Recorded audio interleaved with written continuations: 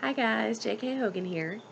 June is LGBTQ Pride Month across the country, except for here in Charlotte. Ours is in August. Weird. And this year we also stand in remembrance of the 50-year anniversary of the Stonewall riots. So in honor of my rainbow brothers and sisters, I've decided to publicly define my own labels. Nothing you'll learn about me affects my marriage at all. I got married when I was 23 years old. We were together a couple of years before that, so my husband's been with me through most of this journey. Two things I want to keep in mind. Number one, most of these terms end in sexual, which is not my favorite because it's not really about sex for me, at least for the purposes of this explanation. But we have the labels that we have, so we're going to make use of them. Which leads me to number two. When I was growing up and feeling my feelings, this kind of language didn't exist, at least not in any community I was a part of. So that's why I didn't have the words to define myself back then, when people are normally sort of figuring themselves out. So bear with me. Most people who know me know all this already. This is mainly for the back row.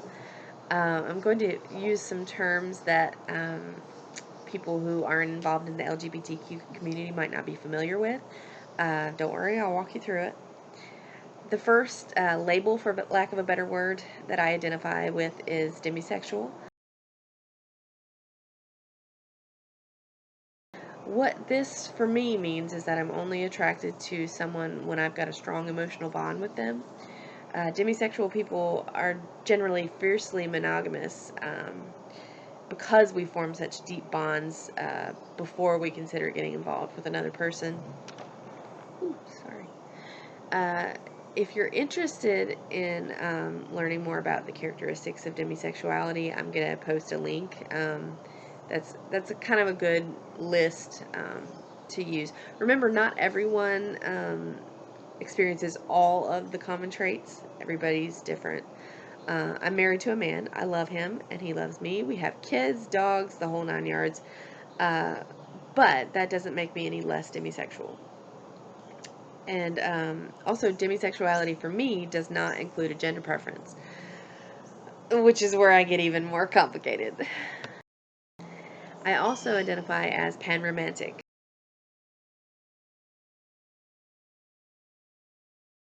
which means I have the potential to be romantically attracted to people of any and all gender expressions.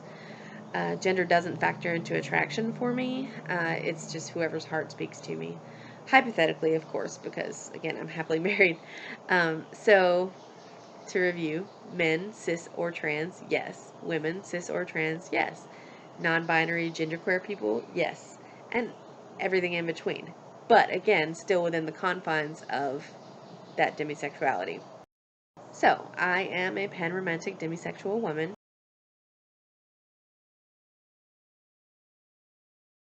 who happens to be married to a man. Yes, all these labels make it sound like some sort of queer taxonomy, but it's actually a good thing. If we'd been having this conversation 20 years ago, I'd be considered just a really picky bisexual, or worse, a straight girl who was interested in experimenting. So it's nice to be able to more clearly self-identify. How I feel on the inside is going to be different than what an outsider's perception upon meeting me will be. Because, yes, my life is very heteronormative. I know right now most of you 100% straight people are probably thinking, why say anything? What does it matter? Here's the answer. It matters to me because I want to be my authentic self and to accept that there's nothing wrong with me. I've been to doctors to try and fix what I didn't realize was just a part of who I am. That part of the story gets kind of sad, so we're not going to dwell on that. So the main reason to so specifically label myself is to find a community where I fit, because I've always had one foot in the straight world and one foot in the LGBTQ world. I never felt quite right in the straight community because I knew I was different, but I also deal with a certain amount of imposter syndrome in the queer community because my life is so heteronormative appearing, and that's no complaint about my life whatsoever. I'm exactly where I want to be. It's just my acknowledgement of how it could look from the outside to other LGBTQ people who don't know me personally. I wanted to find whatever current labels work for me and use them. Because again, if you know me, you probably already know all this about me. Because once I decided where I fit in, I haven't really been quiet about it. These terms again didn't exist when I was growing up. And despite all the feelings and experiences I dealt with, and just the fact that it wasn't generally accepted to be questioning your sexuality, just sort of set it aside until I got older. So now we have this language to communicate things, and I haven't really been shy about using it. But sometimes people who think they know you, or who are viewing the world through a straight lens rather than accepting that sexuality is a spectrum, uh, these things aren't on their radar, so they're missing them. And I don't want that, because, again, a lot of my friends don't have that option. Like, if there are people I know that are going to give me a hard time about my sexuality, I can just allow people to take that straight mask at face value and hide behind that heteronormative situation. Um, but again, so many people can't do that. So, in solidarity with them, I'm laying it all out there because I'm not ashamed of it. I know where I fit. I've found my people and my community that accepts me and loves me, full stop. And I wouldn't have it any other way. So, happy Pride.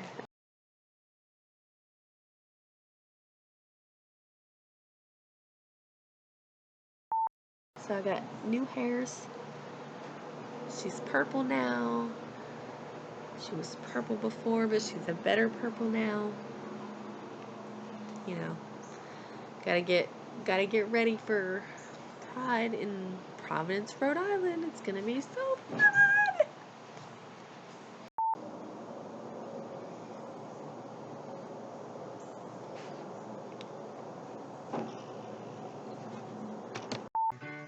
Thank you for being a friend.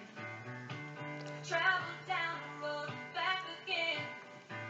Your heart is true. You're a pal and a confidant. And if you threw a party, invited everyone you knew, you would see the biggest gift would be from me, and the card attached would say, thank you for being a friend.